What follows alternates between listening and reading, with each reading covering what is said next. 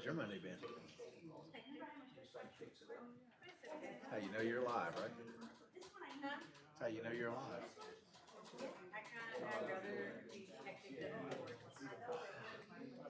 I wonder if Tony does this on purpose. Comes in like very last second. He's got to make an entrance.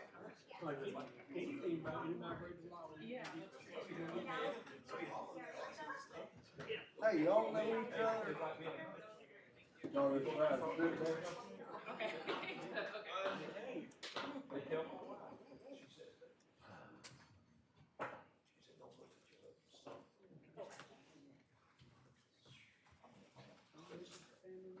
That's right. Yeah. I'm gonna change it.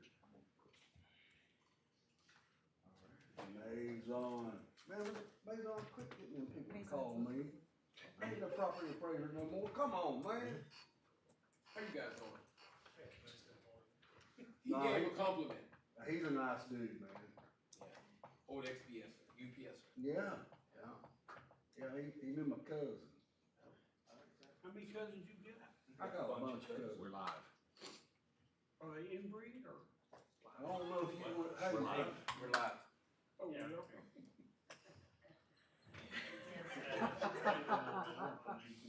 Big Larry. Yeah, he was over. All right, everyone, good evening. Today's date is August 24th. Time is approximately 7 p.m. and I call this regular commission meeting to order. First item agenda is the approval of the agenda. What is the pleasure of the commission? I would like to, Mr. Mayor. Sir. Mr. Mayor, I would like to have a quick discussion tonight based on some false information being put out by like the Facebook warriors and stuff. Quick on the flock camera system. Okay. Just to update them on what Newberry has, what the state has, and what the county has. Okay. We'll make sure we note that in the comment section. Unless, Discussion item? yeah. Mr. Mayor, you can make that Or- the number 8 under agenda items for discussion.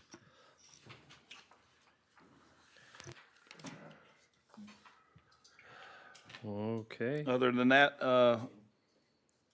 so moved on the approval agenda. Second. Okay, is there a second? Commissioner Clark and Commissioner Farnsworth on the motion with the one small addition. Any other comment from the public? Any from the dais? Seeing none, all those in favor signify by saying aye. Aye. Motion passes unanimous. All right, invocation. I want to welcome Pastor Ian Campbell from United Methodist Church up to give our invocation tonight. If you can, please stand and remain standing for the Pledge of Allegiance led by Commissioner Clark. Pastor Campbell, thank you for being here.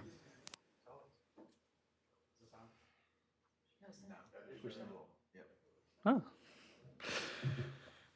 God, who goes by many names, as another school year gets going in Newberry, we are grateful for your loving and patient presence, and we recognize and give thanks for everyone who makes this time of year happen. We're grateful for all who call Newberry home, for the leaders and citizens here tonight who are choosing to serve us. As presentations and discussions commence shortly, sustain us and strengthen us for your service. May we find joy and compassion in showing up with one another and for one another. Amen. Mr. Clark.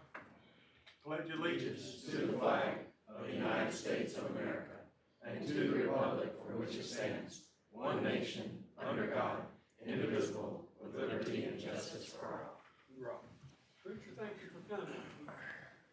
Always. You show up more than anybody. All right, we will, without any presentations, the next item is the public announcements. Anyone with an announcement for event, et cetera? Got a couple of minutes for each. Seeing none, consent agenda. What is the pleasure of the dais? Commissioner Farnsworth and Commissioner Long on the consent agenda.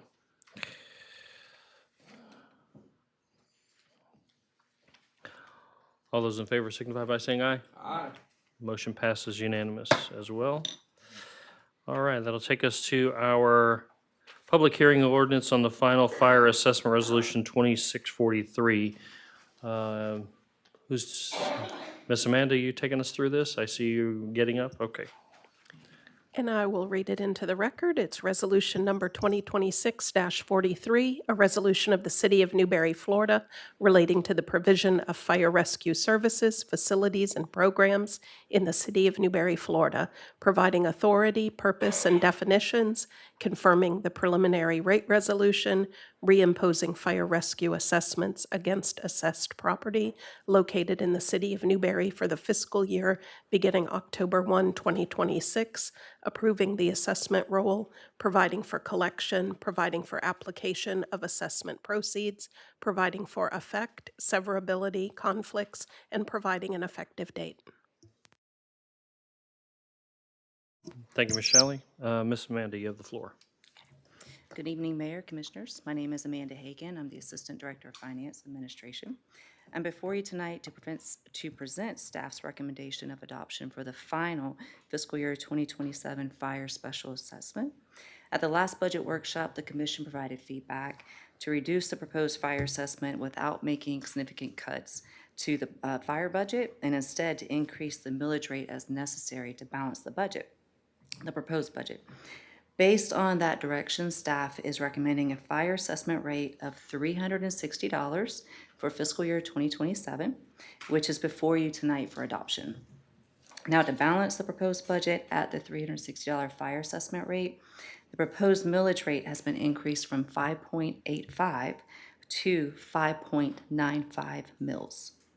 The millage rate will come before the Commission for final action in September. All right. Does somebody want to make a motion to get on the floor for discussion?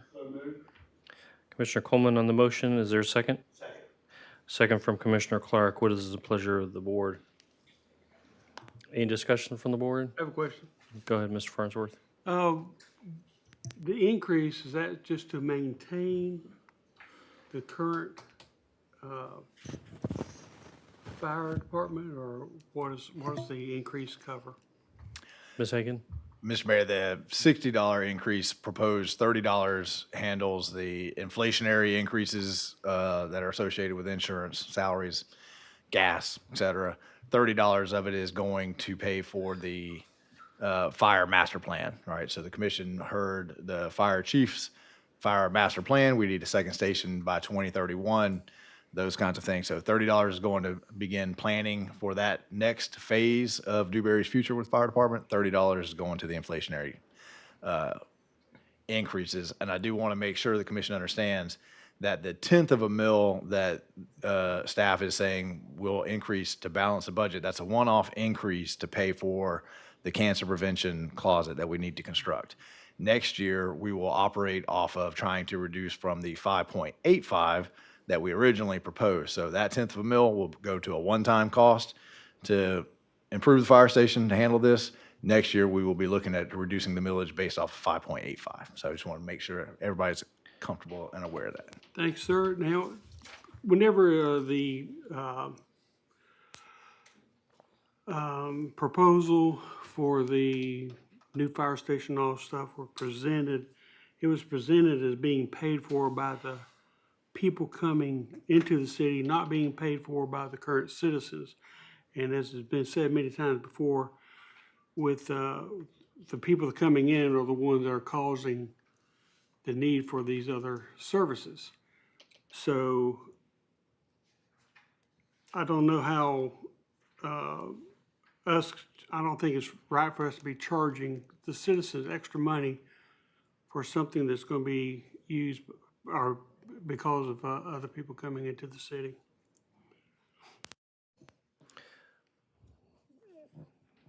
You reaching for the mic? Yes, I am. Commissioner Maison? Yes. Is he talking about the mills, or is he talking about the fire assessment rate? So the fire assessment rate? So I'm cool. I would love to raise the fire assessment rate a little higher, but hey, I just would love to codify that the 10th of that mills will go towards the fire department, because I'm kind of worried about what's going to happen in November.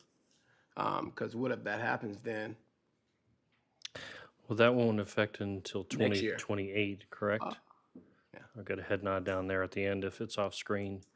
Because you're talking about the homestead exemption Yes. effects. Yeah, there's, And with the mills. yeah, that'll be 2028. Okay, so if we were to vote for the mills tonight, right, from 5.8 to 5.9, when will that take effect? Well- After September or? That will, yes, the millage change will take place and start October 1st. The assessment will as well. What we're just voting on the assessment tonight. Millage will be another discussion to get that finalized. That make sense? Yeah. Mr. Mayor, Any other? I would say to address Commissioner Mazon's concern, we could ask the maker of the motion and the seconder of the motion to amend the motion to just codify that tenth of a mil will be spent on the fire station, right, to create this closet so that we can help prevent cancer spread among our firefighters. And if the second of the motion agrees with that, that would be, and that was what I was getting at when I talk about next year's budget and what the goal will be starting next year. That tenth of a mil will go to the fire department. It won't get lost in the general fund millage. Commissioner Coleman, you made the motion. Do you agree? Yes, I will. Commissioner Clark? Yes. Okay, all right. Okay, any further discussion from the dais? Let's- Commissioner Clark? Let's clear, because I mean, the people get upset when we start raising money and figuring these out. And I think we need to do a better job in clarifying the assessment versus the millage. We could take everything we got across the board and run it in millage, and we would be at 10 mills to run this fire department and what we have to give services.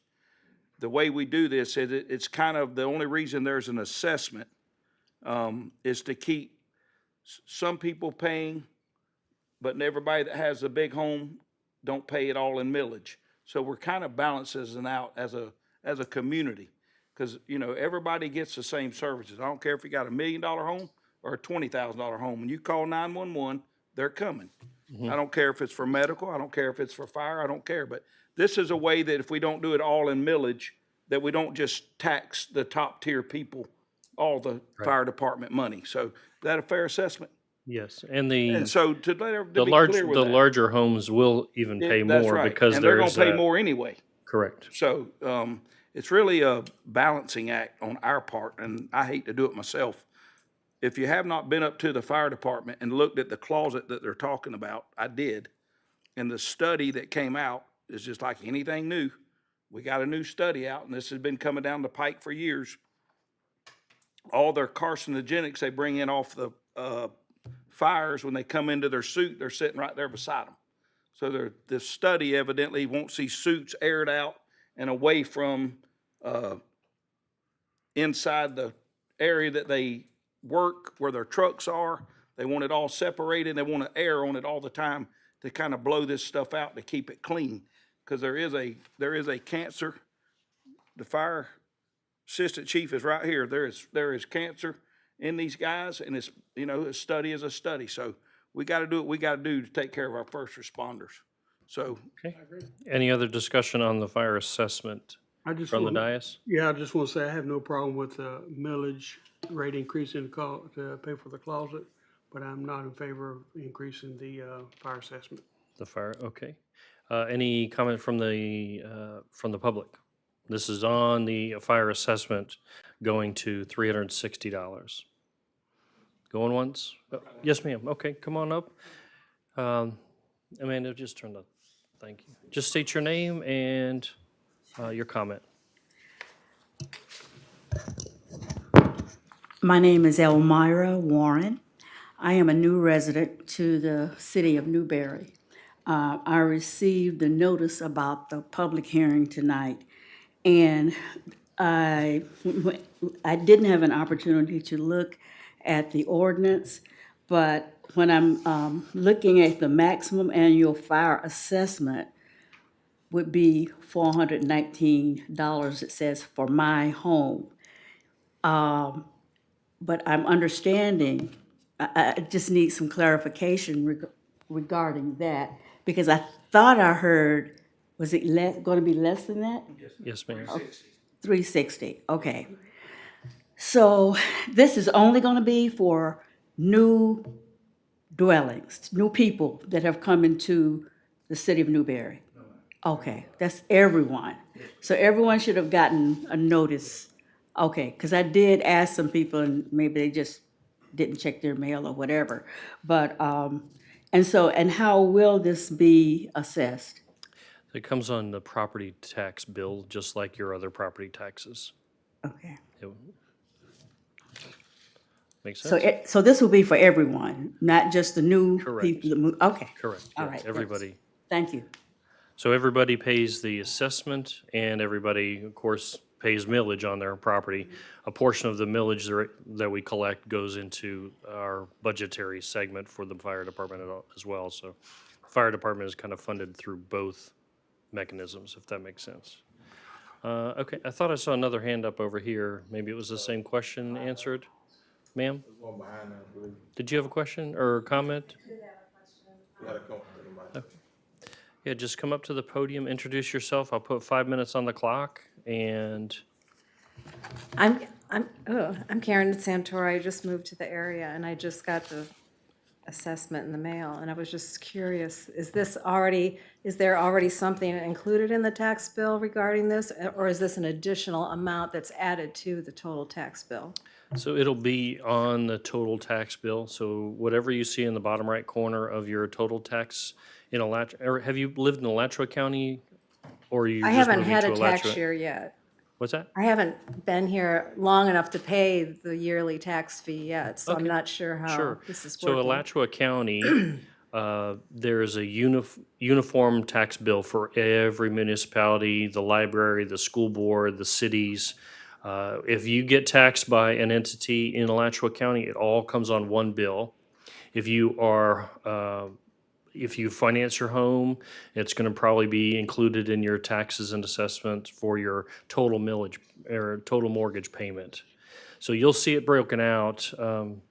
In fact, a lot of us got our property bill today. So the top, you'll see it has all of the charges for county, and then there's going to be city charges, and then I think on below is for the schools and the library. And maybe I have that mixed up a little bit, but it's all kind of coded out on your bill. And maybe the manager remembers the city portion of your total bill is about 23 or 24%. The school board's another 25% or so, and then the county charges are about 34% or something like that. Well, yeah, basically, I just wanted to know if this is like already included, is this an additional? Reoccurring, been going on for years. Okay, it's not a new, it's not a fee that you're gonna pay in Yeah, addition we to go what's through, already. yeah, we Yes, go it through is. and assess all the taxes once a year. So you're only gonna get charged once a year that amount. Within the tax bill itself. Correct, and it all comes Define it. together on the combined tax bill. Okay, all right. What you that have is a helps. preliminary tax bill that does not have the fire assessment fee on it. So you need to add $360 to that bill that you have to get a general idea of how much you'll be paying. Yeah, I haven't had my bill yet, so I don't know. It should be, I got mine today, Did you get, yeah, doesn't include because the we fire haven't assessment? passed, yeah, it hasn't been passed yet for us. Okay, But it will. You look like you have another question. so Take your every, time. every year this is gonna go up, or it's gonna be assessed like you're doing right now? Correct. Every year we go through this discussion. It's usually about the same time of the year as well. Every year we go through and we talk about not only the assessment, but also this millage rate as well. So the millages are charged based on your property value plus or minus any homestead exemptions, senior citizen, military exemptions, all those kinds of things. Okay, all right, thank you. Okay. Mr. Mayor, Yes, sir. did everybody get a notice regarding the fire assessment fee? Because I didn't get one. I don't know, was that like in the Yeah, I got one. utility bill or was it At, separate? at some point in time, without new dwellings do get a notice because this is the first time that so they get a special notice. Okay. What went out today were the trim notices, which show the maximum amounts that could be charged. As Commissioner Clark said, you guys haven't assessed a fire assessment. You haven't passed a millage rate yet. So that can't go out until we get there. Remember, we're about 2 months behind because the state was about 2 months behind. Yeah. Ma'am, if you have another question afterwards, tomorrow, whatever, just look on the website. You can call me. All right. And that goes for anybody that may have a question about that. Any other further public comment about the fire assessment? Yes, ma'am.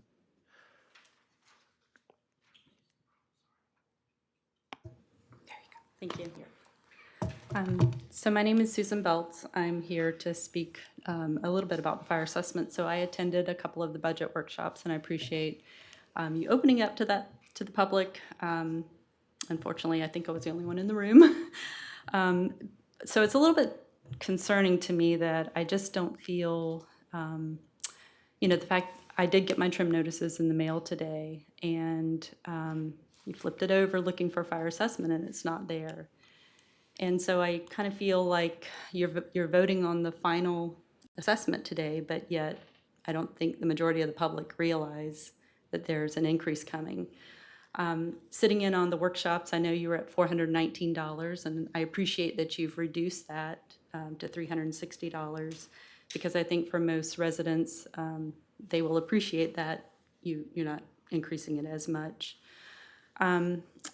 A fellow resident shared with me through a Freedom of Information Act your budget for 2019 compared to 2026. And I know that, I'm sure you guys are all aware of that. And I also recognize that we've had doubling in our population in the city of Newberry. And as a lifelong resident, I've seen the growth. I know that there are services that have to follow with that. Along those lines, our ad valorem in 2019, your ad valorem budget was $2.1 million. And in 2025, I think it was up to 4.5. So you've had more than doubling of your budget to go along with doubling of your population. So I understand that. I can follow that. Fire assessment's obviously on top of that. And I certainly want to support our first responders, whatever they need for safety purposes. I think that's extremely important. Along those lines, in 2019, the fire assessment, again, on top of ad valorem, was $407,000. And in 2025, you had an 80% increase to $429,000. 2026, what I was looking at, and perhaps this was with the $419, was another 70% increase from 25 to 26. So going from $729,000 to $1.2 million. Huge increase. Everybody in this economy is hurting a little bit. And that, to me, it was just striking. So again, that 1.2 may have been on the $419, and if it's $360, then I think that's a step in the right direction. But I do think it's important that residents realize that there's, what we were looking at was a 35% increase. It sounds, if I'm doing the math, it's probably down around 25% now, but still substantial. As a business owner, I'm interested in that, and I don't know what that number is. I would be interested in hearing what it is. Last year, I think it was 34 cents per square foot. Now, what I saw was 45 cents per square foot, again, which was a 35% increase. I'm interested in what that number has settled down to. Industrial warehouse, again, also a 35% increase. So, I just, the rate of rise is what's concerning to me. If there's cancer prevention efforts for our first responders, total support. I also recognize that our community is growing. I think there was a suggestion that we may have a second station somewhere in the near future back towards Gainesville. Obviously, I think that's probably a need. I live back towards Gainesville, so I can certainly appreciate that. But at the same time, I think you have to recognize where you are in time and what the state of the economy is and how people are impacted by that. And I just hope that the commission considers all of that as you make your decision. So, thank you. Thank you, Ms. Beltz. I don't want to put you on the spot, Commissioner or City Manager. What do you remember? I know part of the stats that she's talking about, there was a big jump because we didn't raise the fire assessment for a couple of years, and then there was a big jump. And I know the methodology and the discussion after the fact of that one big jump was to not ever do that again and to try to go up as incrementally as possible. But you remember what years that lines up with, or does anybody else remember? I did. So last year, we had set a path of going up $25 a year on a fire assessment. We missed that for 3 years running, which is the increase last year. The 25 would have been the fourth year. So you count 3 years back. In 2019, the fire department's budget was 1.7 million. Today it's 3.3. Now we have doubled the population, so we're under 50% increase between that same time period. So if we're kind of using that as a metric, we're actually doing better. We also went to ALS, which is a much higher level of service in that same time period. So we've made some huge, giant strides in our service level. We've kept the increase proportional or under the increase of the population. I think at the last budget meeting, I think we also showed the public the numbers. I sit in a lot of meetings, so I think we showed the public these numbers. If not, we should have. That when you add our fire assessment to the millage, we are still under every single city around us. So when you are providing a higher level of service, and we're doing that for less the cost than everybody else who provides that service, I think it's worth noting that, because I think that's a tribute to our guys, right? That they are providing that high of a level of service, and we're doing it cheaper than Gainesville, Alachua County, everybody else, right? So I would understand if we were proportionally more than everybody around us, but we are providing a higher level of service, and we're doing it for less. So I think that's just worth stating, so. Yeah, I mean, certainly it's not any consolation necessarily to your pocketbook, but it does add a little context, I suppose. Any other further discussion from the public? Yes, sir. Clarify where you ended up on the commercial and industrial. I don't have that in front of me. Do you, Amanda, you have that? Yeah, so you're industrial, right? Industrial, okay. So it's 0.36 per square foot. And commercial? Commercial will be 0.41 and industrial warehouse will be, I'm sorry, I read you institutional. 0.36 is institutional, industrial warehouse is 0.11, and commercial is 0.41. Remember, Mr. Mayor, that everything we do on residential has a proportional increase on commercial. You cannot separate those two out and say we're going to increase commercial more than residential, Okay. or vice versa. 34 cents, 0.34. Mr. Norfleet? Got me a little thing wrote out here so I don't forget nothing here. Hey, first off, I just want to say I think we got a great fire department. They go to my mom all the time. They put out the fire at the town square, so I'm all for it. But you guys are the ones, you five, is the ones got to hold the line somewhere. You know, we all talk about this stuff gets too much. Everything goes up too much. Y'all can hold the line, man. We went up to 300 last year. Probably in that time there, you know, there was, I don't know, Jordan then probably got the numbers, but it's 200 homes, 150, 200 homes built. So that came on everybody's paying $300 there. Publix has come on, they're on it. I know Lee Smith built the new expansion on his mini storage.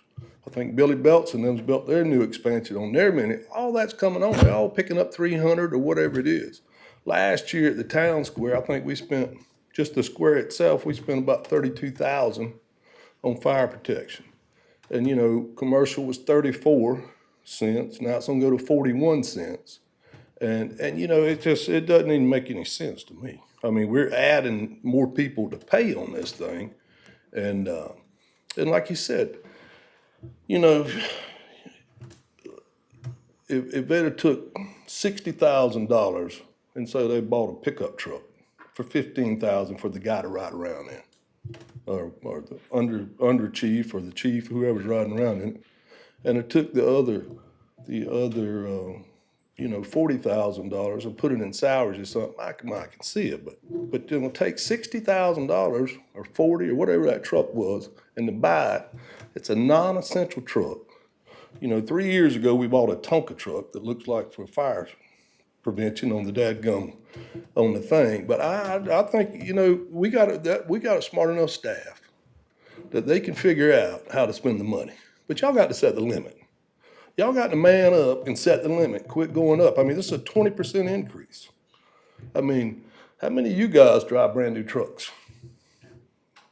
Yeah, none of y'all do. You know, I don't either. But you know what? If Monty wanted to buy him a brand new truck, that'd be fine, because Monty's buying it with his money. But I bet if Monty asked Tim to buy him a brand new truck, they might not like that. But you know, I need to think, you need to think about it. I mean, we're going up. Well, even if we don't go up on the 300, just naturally it's going up because we added a lot of commercial. We're adding some stuff. And you know, just talking about the economy is not as good. I know Lee Smith told me, and I hope he don't get mad about it. He added them many storages. He's gonna pay double the price, but he said he really ain't gained nobody else.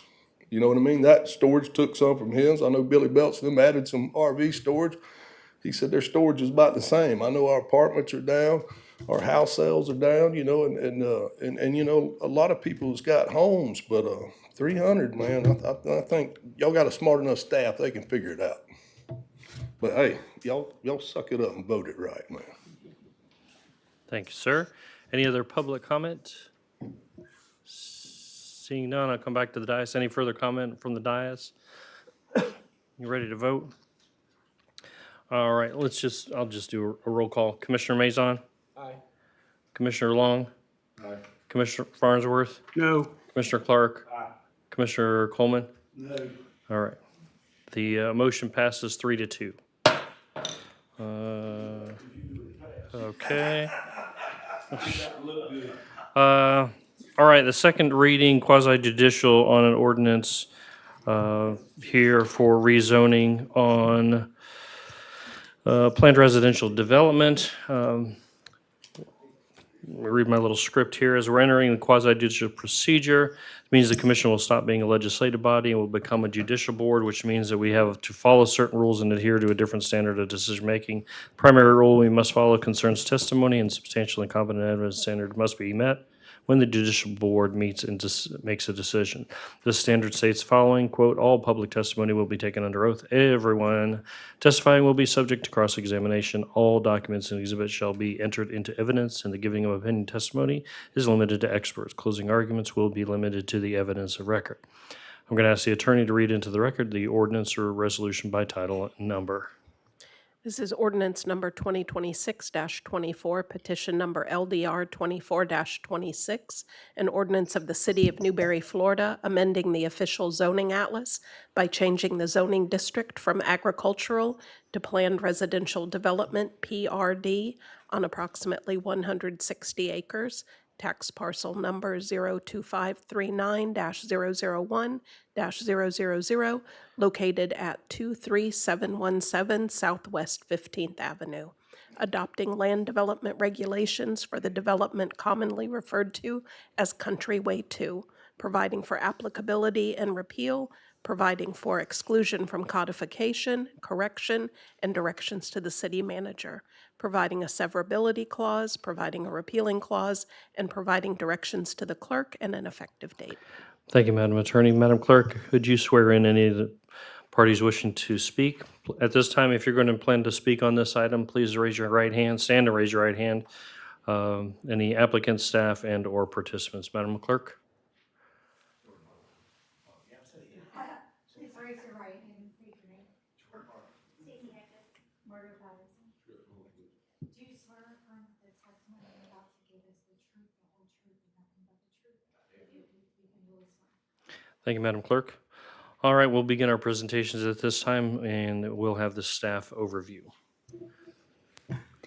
I think it might be a little bit out of order, so let me just see.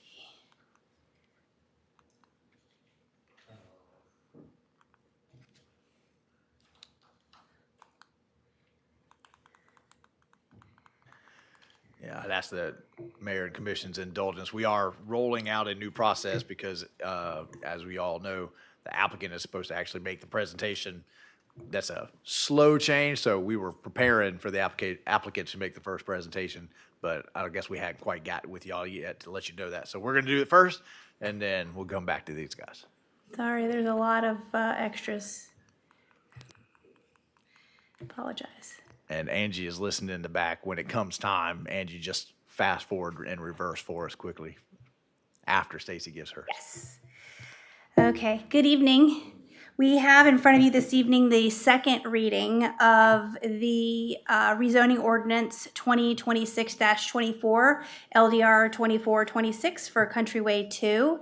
That is a requested change on approximately 160 acres from agriculture to planned residential development.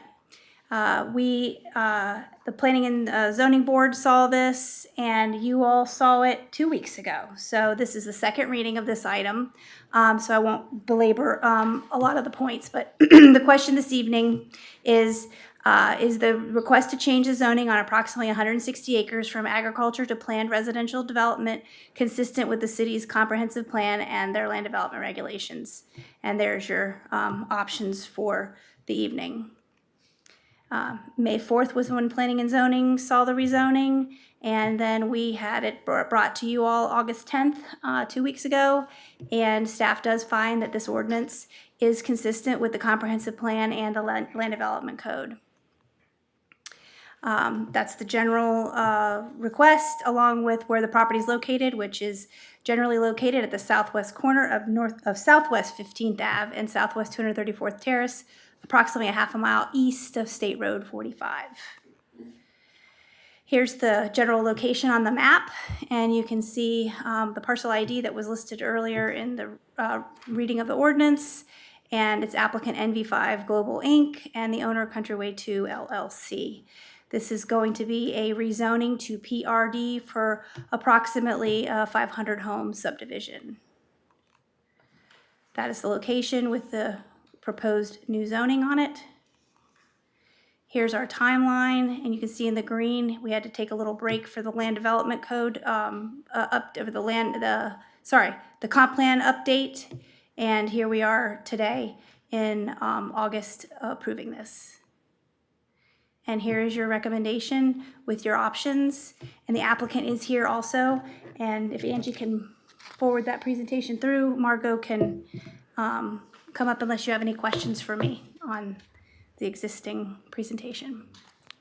We'll hold the questions until we get done with all the presentations. Thank you, Keep Margo. going, Angie. Good evening, Mr. Mayor, Commissioners. Thank you for your time this evening. I'm Margot Patterson, AICP with NV5. I'm here this evening with the property owners to request that, not to go through the entire presentation again, but to request that the presentation given at first reading, as well as the competent substantial evidence and expert testimony provided, be entered into the record. And we are here to answer any questions you have. With that, I will conclude the presentation. Oh, never mind, Angie. Thank you. Thank you very much. And Stacy, you don't have anything to add, I assume, as the, okay, fair enough. I've not been contacted by any third-party interveners. Is there any public comment on the rezoning? Seeing none, I assume neither of you are cross-examining each other at this point, so I'll bring it back to the board. And does anybody from the decision-making body have any questions of staff or the applicant on second reading? Going once, going twice. All right. You're able to make a final argument if you feel like there's anything you need to say or restate again. Okay, fair enough. We'll just trying to keep with it. Madam Attorney, could you please advise the decision-making body of the applicable law and factual findings that must be adhered to approve or deny the application? Yes, you must find that it meets the comprehensive plan and the land development regulations, and you have to make that decision based on the competent substantial evidence that you heard at the first reading of this ordinance, along with the second reading of this ordinance, and that's both the written material in your backup and any presentations made at both of those meetings. Very good. Before we proceed, I want to just make sure we disclose any ex parte communications, whether any member physically inspected the property, ex parte communications, or any conversations or transmission of information that may have bearing or influence on the voting member's decision. I'll start here with Commissioner Mazon, Commissioner Long, Commissioner Farnsworth, Commissioner Clark, Commissioner Coleman. Okay, if there's no further discussion, I'll entertain a motion at this time. So moved. Commissioner Coleman with a motion, Commissioner Clark with a second. If there's no further deliberations, move to a vote. All those in favor signify by saying aye. Aye. Motion passes unanimous. All right, agenda item number 7, Swanee River Water Management District and Florida Department of Environmental Protection Fee Reduction Program, Resolution 26-36.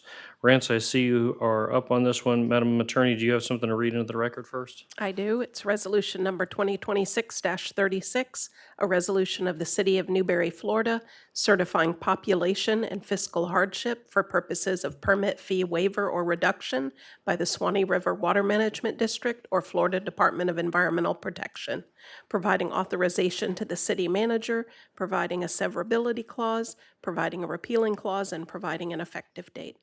Thank you, Madam Attorney. Mr. Green, you have the floor. Good morning, or good afternoon, Mr. Mayor and Commission. Rance Green, Utility and Public Works Director. Resolution 26-36 is being presented to certify the City of Newberry continues to meet the requirements of Section 218.05 Florida statute for permit fee reduction or waiving through the Florida Department of Environmental Protection and Swanee River Water Management District.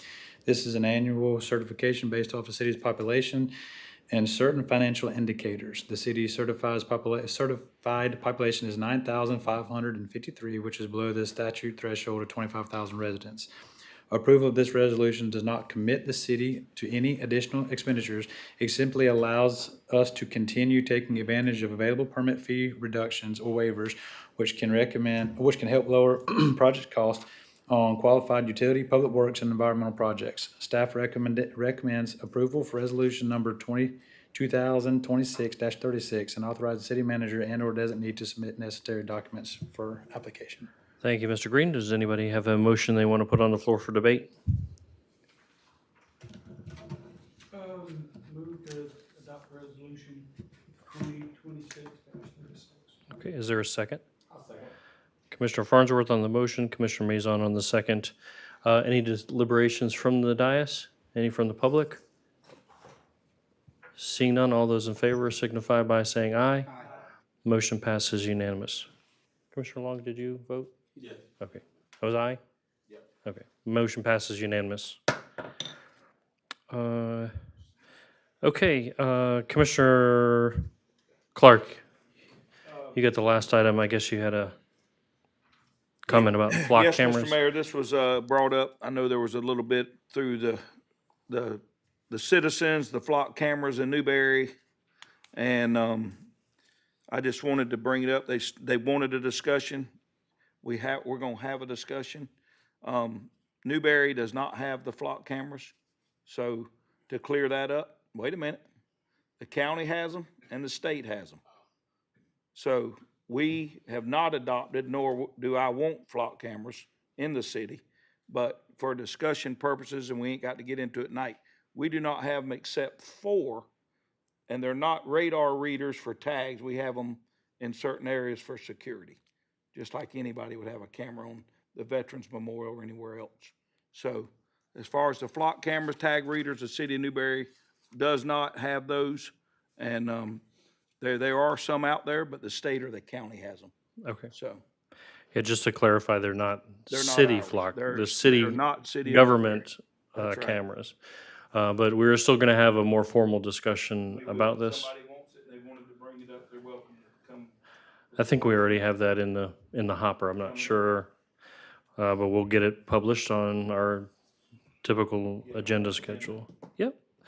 Okay, we are already to comments to land this plane tonight, and citizens are up first. You have 5 minutes to make comment.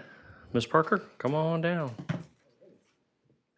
Hello, Melina Parker. I am here on behalf of the Newberry Main Street organization today. I know I sometimes have multiples.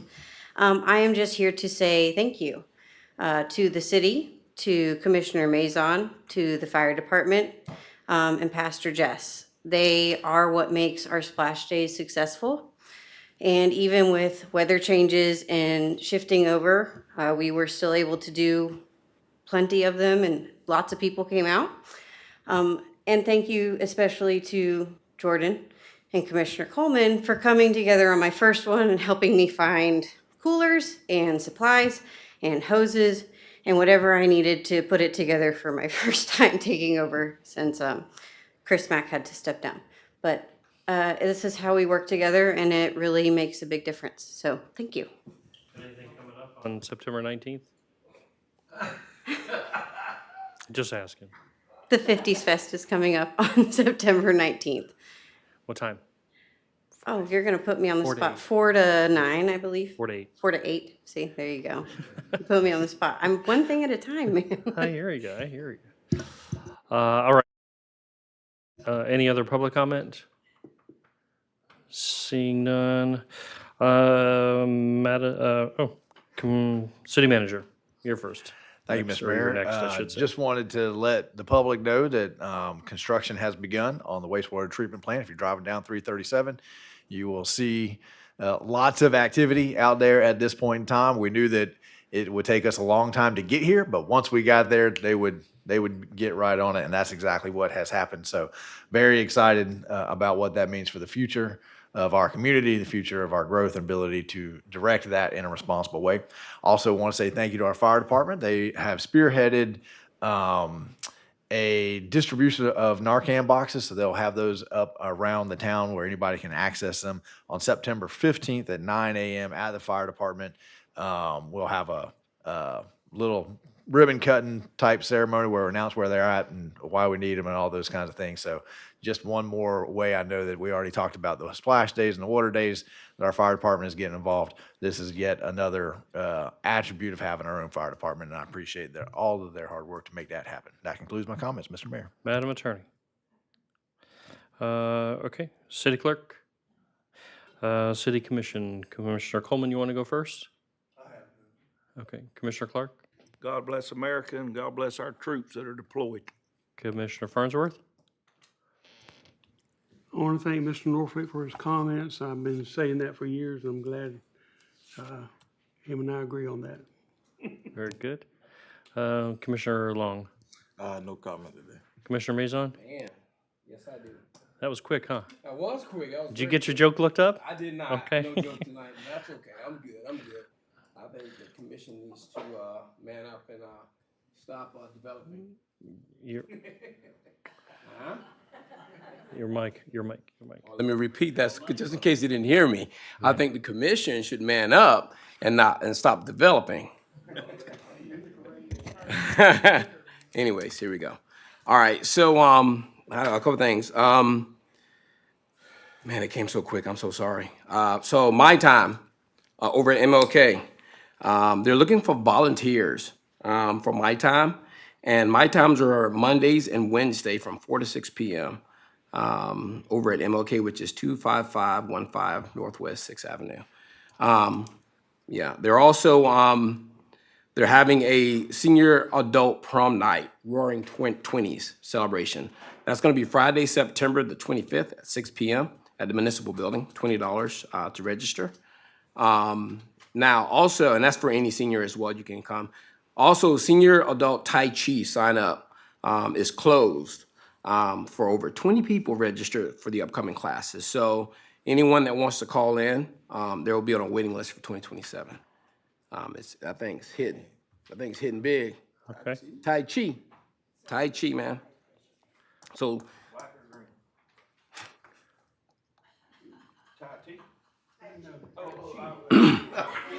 I tried to stay clear of that because I didn't know what he meant. I lost it. All right. So what do I have here? I missed the budget meeting workshop that we had. But I did have a concern that with the stolen water. That's a big issue of mine that I've been working on and looking up and researching. And I've been talking with the city manager on this. And I have a couple questions. I mean, 100,000 gallons is quite a bit. I asked the question if we put AMI on our water meters or on our hydrants. But apparently the water's being stolen before it gets to the hydrant, correct? Okay. So my next question would be, is it possible to put a meter on the pipe as it goes into subdivisions of where we feel that it's being stolen? Mr. Mayor, I would say that would be I posed that question earlier today to try to get an answer, and it's a little bit more complicated. The issue is, where do you put it? Where would you put it? So the concern is we're losing 100,000 gallons a day. We're trying to figure out where that's going. Some percentage of it is going to leaks. Some percentage of it is going. We have caught 2 or 3 contractors. A day or a month? 100,000 gallons a day. So 100,000 gallons a day. That 100,000 gallons a day is the amount that we would need to realize and to not have to have raise the rates, right?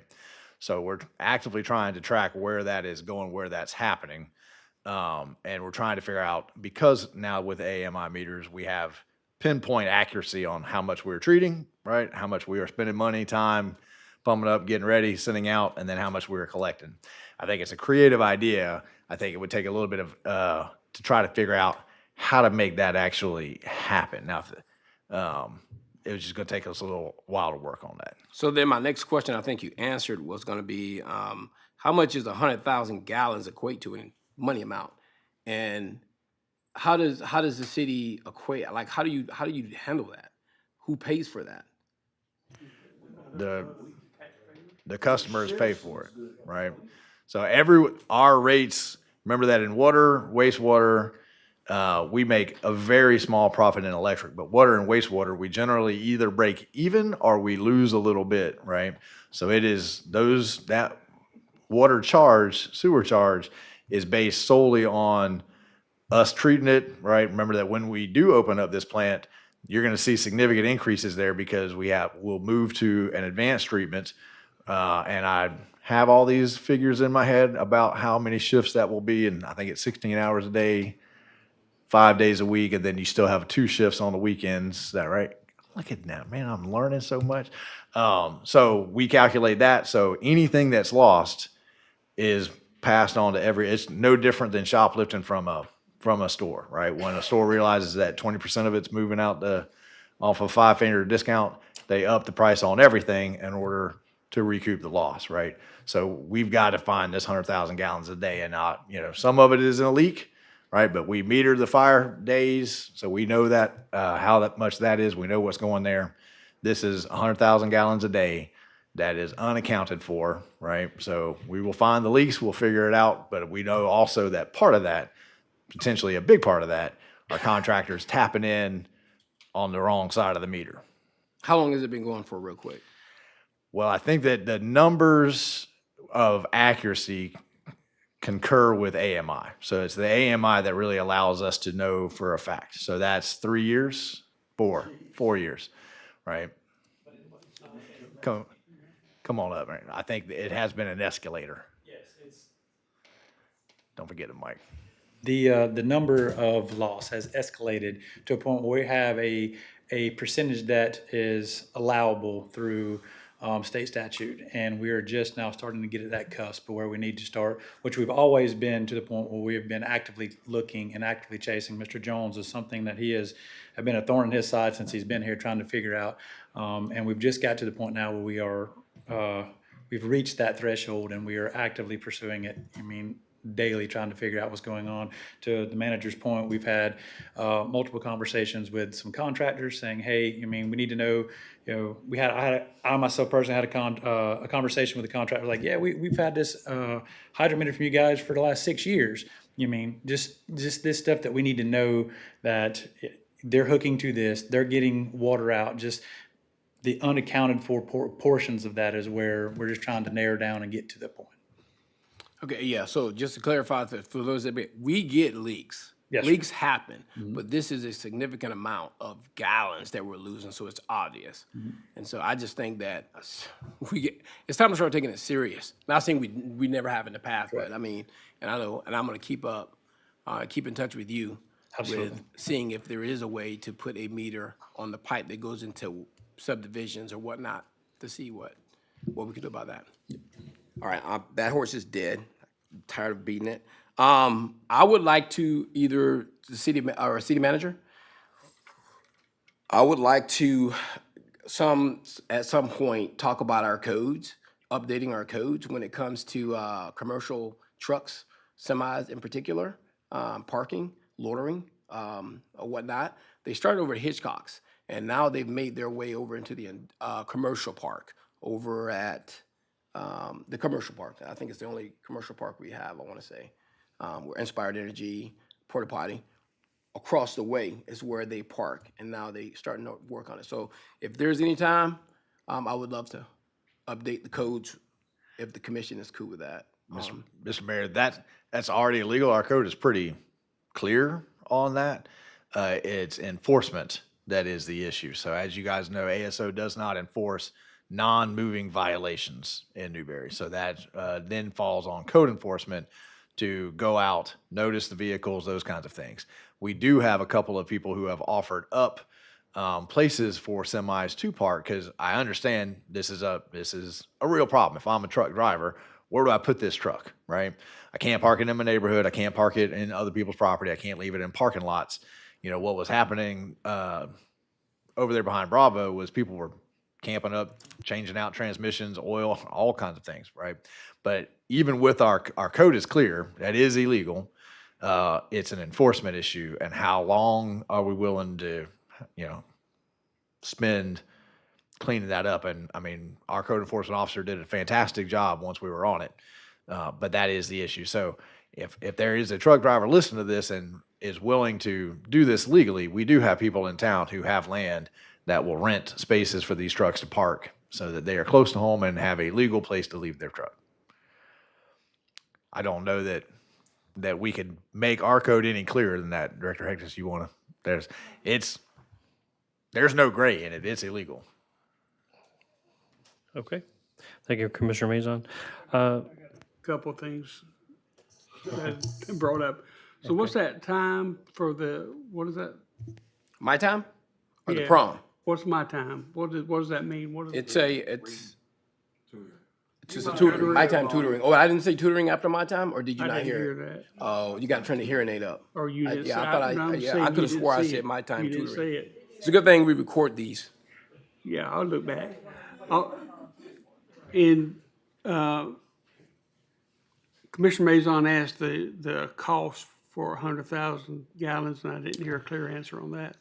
We presented that at that budget workshop. I don't remember the exact amount, but it's somewhere in the nature of $100,000. I can't remember, but it was something there. I'll get that information and get it to you. I think it's per year, over the course of the year, but don't hold me to that. But yeah, it was in that range for the whole year, right? Because that's basically the rate increase that we had to look at, which you guys defunded some depreciation to keep the rates low. It's almost an exact match, right? So if we were capturing and selling all the water that we were working to treat, we could have left the rate stagnant, right? All right. You guys good? Okay. The only thing I had was a response to a Facebook comment about the East Park marker. We're going to try to track that down and get an answer for that.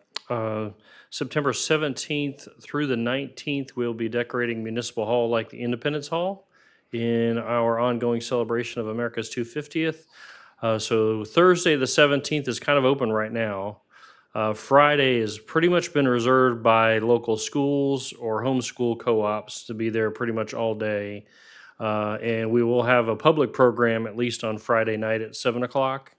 And it's going to feature author Bob Sampson, who contributed to the reenactment in April. Also, he's the author of 27 Grievances. So then on the 19th, we will have it open from 12 to 8 p.m. And it will have the programming running basically on the hour. And we're kind of tailoring part video, part spoken word kind of stuff.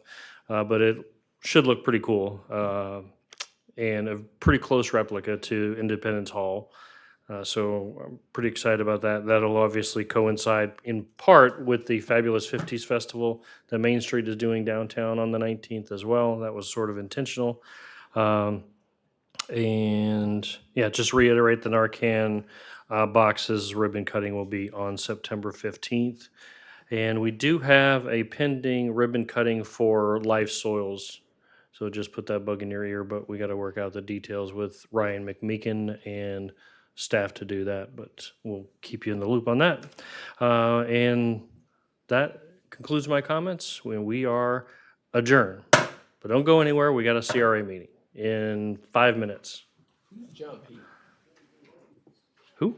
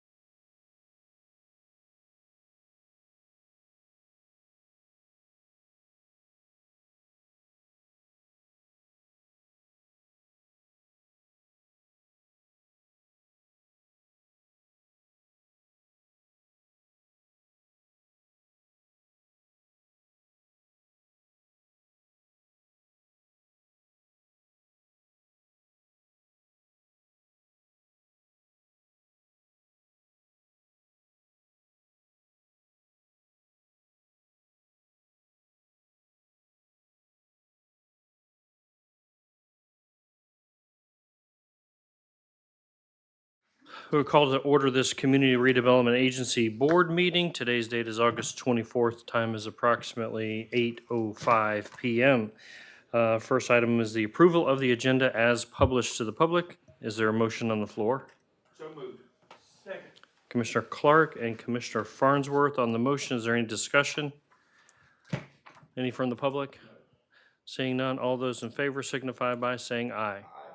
Motion passes unanimous. First item is the approval of the minutes.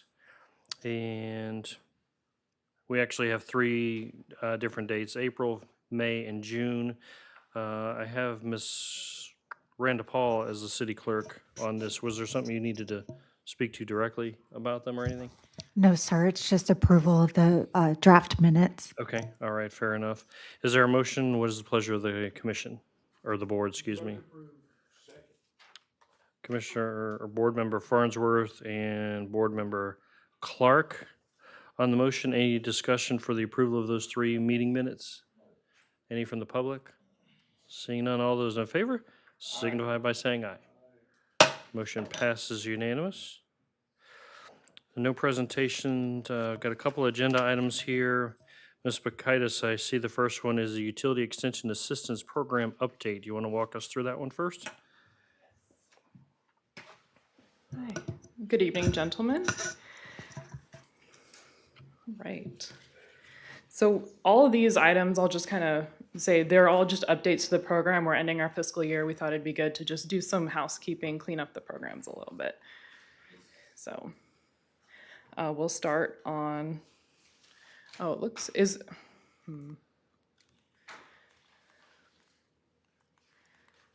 okay, here's the Utility Extension Assistance Program. So the recommended action is to approve Utility Extension Program update. And on the left side, I have what the current program offers, and then the right, I'll have the suggested program update for all the items. So the current program offers a reimbursement of 50% of the total project cost up to $18,750. We are recommending actually an increase. We only had one applicant last year, and so we only used half the budget. And so there's a couple of reasons why we're wanting to increase. First, we can, if we only have one applicant next year, we can increase that amount, if that makes sense. And yeah. And then the second reason is that we heard input from applicants and some people in the development community that this amount was too small, especially given the fees that are often accompanied in new developments. And so we're recommending, this is the total budget amount, so we would do one a year essentially of $37,500. And then the other change is right now the program has to be approved by the CRA Board U. So we are recommending that you do administrative approval. So Jordan would be the approver, City Manager Jordan, or he's the Executive Director of the CRA, would be doing the approval of the program. And the reason for that is to just streamline it so that we don't have to wait for a commission meeting or wait for a CRA board meeting, that the applicant can get an answer right away if they're approved or not approved. So, how many pieces of property are we talking about that are qualify for this? that's a good question. Basically, any vacant property in the CRA. I don't have. We don't have the numbers though? I can get that to you after this meeting. I can get it from Nikki, our GIS person. We do have a map that has every single vacant lot on it. And I would say that's primarily true any vacant lot, but you would have to be already somewhere within the realm of utilities. Because what we're talking about is getting under the road, because I got sewer on the other side, but born under the road, right? Some of the vacant lots are so far away that I don't think there's any amount of money until something else happens to kind of march it closer, right?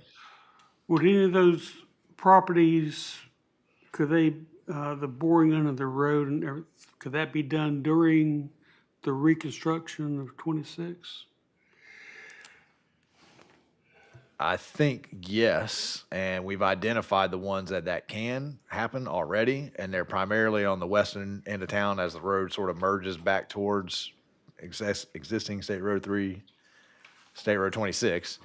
A lot of those properties, after you pass 260th, are not on city facilities. So we want to try to get those hooked up while that's happening. Okay, so how far out does our utilities go going towards Trenton? Towards Trenton, Yeah. they don't get out to the Legion. So you're about a quarter of a mile east of the Legion. Okay. Well, do we have any plans of extending water or sewer or anything out that way as of now? We do not, but we have actively been talking with you guys periodically about doing something similar to what we did on 26 going east, right, where the city preempted and ran some utilities out there, believing that if we did that, development would follow. I believe the same principle holds true going west, but I'm not sure that we would see the rate of return on the west as quickly as we did on the east. I think the east was primed, ready to go. Right. I think the west, we need a catalyst. You need a big tenant that goes out there that would also help pay those costs. Okay. And are we, how many applicants are in the works as far as the utility program is concerned? Yeah, so we've had one that we've paid out this past year, and then we have one other applicant, and we're looking to fund them next fiscal year. Okay, just one? Yes. We don't have anybody else coming forward? Correct, This that I time. know of. I'm okay with the increase. I think it should still come before the board before it's approved, though. Okay. And Mr. Mayor, you guys would set the budget and the criteria, and it's a first come, first serve. So we don't have very many of these applications, but whatever you guys put in the budget, that would be the amount, which is why the recommendation to make it administrative. You guys have set the criteria and you've set the budget. So it is what it is, right? Same thing, we get one application, there's enough money in that pot to do one. If they fit the application, they fit the criteria, you got one. That's it. Okay. So, All right, so we have two parts to entertain. The number of dollars increase, plus allowing city manager as the executive director of the CRA to approve something like this. We don't have a motion on the floor at this time. Does somebody want to make one to that effect or otherwise? Okay. Commissioner Long on the motion. Is there a second? Going once? Going twice? Are we voting on both things at the same time? Yes. Second. Okay. Commissioner Coleman on the second. Mr. Mayor, I take Commissioner Farnsworth's comments to heart. I will simply say, this board has multiple times said to me to clear the red tape and to make stuff move faster. However, every time I bring something to you guys that fits that mold, there seems to be a little bit of uncomfortableness with that. So if that's not the direction, I'll stop bringing that stuff to you. And you guys just have to, I'm only bringing it to you because y'all have said over and over and over. No worries. Any further discussion? Any from the public? All those in favor signify by saying aye. Aye. All those opposed, same sign. The motion passes 4-0 with Monty abstaining. Actually, Monty, you got to vote. Give me a. I vote yes. Okay, 5-0. Okay, the facade grant was the next one, and I think that was your first one. There you go. All right. All right, so the facade grant updates are somewhat minor, so I'll just go off the first one. Currently, it says building must be actively operating out of the building. Sorry, building must be actively operating out of the I think it's supposed to be business. At time of application or fully occupy the building prior to facade project completion. So no vacant buildings. We're asking to change this to allow for vacant buildings. We have quite a few vacant buildings within the district, and we'd like to see if we can improve them or have the property owners improve them, which actually might help them become more marketable to businesses or property owners. The next one, currently it says, following. Chelsea, let me. Oh, yes. So while a tenant may not be in the building yet, the property owner isn't prohibited from doing it themselves without a business or without a tenant, correct? Because Currently. It has to be a business has to be the one to apply. So the property owner, because we've said, I've tried that same loophole, right? The property owner does the application, but the business has to be the one. This is a business grant, so the business has to be the one. So like take Cason's Barbecue would be a great example, right? Okay. That property owner has inquired, but there's no business inside that building. And the way it's written, a business has to be the one to apply, and it has to be already in the building. And we have found that to be limiting because a lot of the people who are Right. wanting to move in Right. are basing their decisions on, well, what are all the available options out there? Well, maybe it's a separate question. Then why isn't this allow the property owner themselves to do it? I mean, we can ponder that change as well. If they're trying to get a tenant, Right. maybe they. A lot of the facade grant has to do with signage. Sure. So you need Sure. the business, like the paint facade is a different, or the paint is a different grant program. So, but I think it's certainly something that we could consider making that change at the same time. All right. I thought the facade grant also included. I'm not trying to sidetrack everybody. Yeah. Sorry. I missed the question, Mr. Mayor. I'm Yes, sorry. sir. I'm sorry. Go ahead. Board Member Maison? I thought facade was like signage and landscaping as well. It is. Yeah, Yeah. it is. That's a lot of it. The reason to tie it to the business is because a lot of it is signage and you would need the specific business. But if they were just doing landscaping, handicap accessibility, those kinds of things. Now it has to be exterior handicap, so we don't do anything inside the building, right? It's facade, it's on the outside. But you could easily spend what we have allocated on things that aren't necessarily related to the business itself. So I think we might need to do a little research on making that shift, but it's a good idea because I think you could do one or the other, right? Or you could do both of them at the same time and say the owner could do it.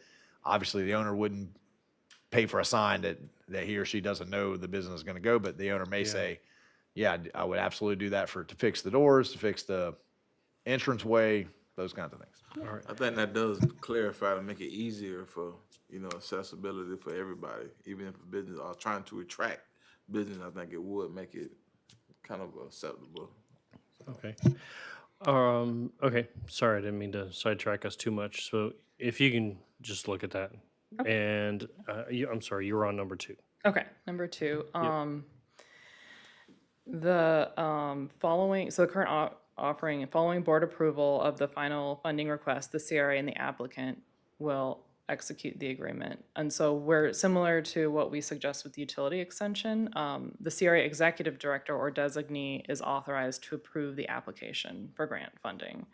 So same thing, just streamline the process so the applicant doesn't have to wait. We've had applicants have to wait on starting construction for a board meeting to occur. So we just streamline it, let the grant move on quicker. The next one, the current offering, is the CRA board will use the facade grant criteria scoring sheet to determine the project recommendations and funding decisions. So there is a scoring sheet currently, but it's kind of obsolete because if you qualify for the grant, you get a high score on the scoring sheet anyway. And so the proposed update is this requirement is removed. If an applicant meets the eligibility requirements, they will be accepted into the program. So the scoring sheet was, I think the scoring sheet was initially taken from another program or maybe created if there was going to be a competitiveness between, but we don't have competitive because it's first come, first serve. So. Gotcha. Okay. All right. Would somebody like to make a motion on those changes? Mr. Mayor, before we make a motion, I would either suggest that we table this item, give us the opportunity to explore allowing the business owner to be the applicant and bring it back, or include that in the motion that if we can legally do that, we will make that change as well. And yeah. Go ahead. Oh yeah, just to clarify. So actually the property owner can apply for it. and then the business owner would kind of be like a co-applicant. So currently under the program, the property owner can apply. Can be the initial. Yeah, it can be the initial, but then the business owner is like a co-applicant, so, And yeah. this and the utility are reimbursements. So they have to spend the money up front. And then once they've checked off all the criteria, then we can reimburse them up to whatever the amount is. So I need to go tell Ms. Hunt she can apply because we stood there and I thought we told her that she couldn't. We had to have a business. So looks like we already have that in there. Erase. Erase, right? Okay, so we're still pending a motion No, he did it. on the facade grant. And then Clark seconded it. We don't have to add anything. We ain't adding nothing, so just put it in there. So Maison and Okay. Clark, Okay. no changes, any discussion, any from the public? Seeing none, all those in favor signify by saying aye. Yes. Motion passes unanimous. All right, Paint program update, Ms. yes. Let's move on. Rakaitis. All right, recommended action is to approve the residential paint program update. So there's a few just small things we're changing. Again, we're changing the name from free paint voucher program to residential paint program, just because it flows better. The current program, you can't get, if you're painting your house, you're not provided supplies to paint your house. And so the new program, you will get a little bit of a stipend to get supplies. I also am going to be purchasing some supplies for the volunteers that applicants who aren't getting volunteers can rent out supplies for me for, well, it's not really rent because it'll be free, but they can check out, check out supplies. Okay. Like paintbrushes, drop cloths, that sort of thing. So current program, this is just a small thing, pressure washing. We're actually gonna be soft washing in case there's lead on the house. Current program, mobile homes are not eligible. So we did have an applicant who had a mobile home. We've had about 5 applicants so far, and one has been a mobile home. And since we haven't had a lot of applicants that we've wanted, we just decided that it would be good to include mobile homes so that we can just kind of expand our reach. Of course, that's your decision. And then the, Yeah.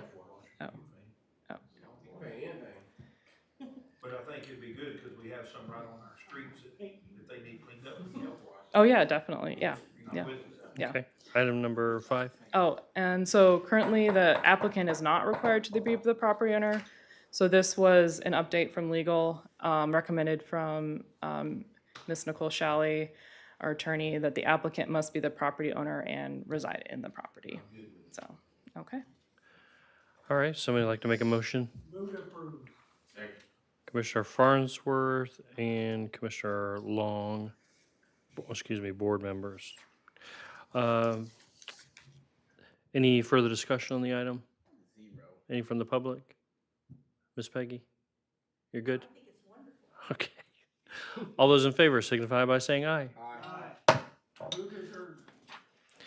Does anybody from the dais or the public have any comments?